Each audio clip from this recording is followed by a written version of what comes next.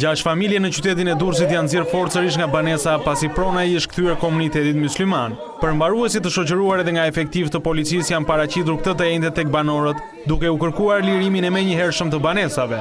Banorët kundërshtuan vendimin pasi sipas tyre nuk u është lënë kohë e mjaftueshme, ndërkohë që kundërshtojnë edhe vendimin. Në përbot, ke komshia po jetoj, ke komshia.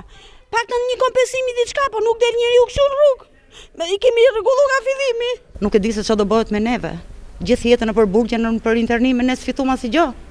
Sot rritëm 4 kalamaj, në atë shtëpi i kena bë me djers, dhe të vitit na i marri, kjo është poshtërsia më e madhe që ekziston sot. Familjet të cilat prej më shumë se 70 vjetësh jetojnë në këtë zonë të lagjës numër 9 të qytetit e kanë cilësuar të palishëm nxjerrje nga banesa, në një kohë që ende ndodhen në proces gjyqësor me komunitetin mysliman.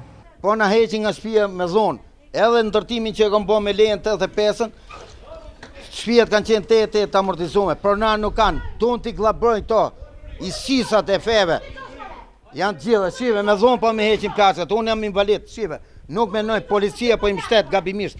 Banesat një shekullore janë ndërtuar nga italianët pas vitit 1939 dhe këtu prej dekadash jetonin këto 6 familje.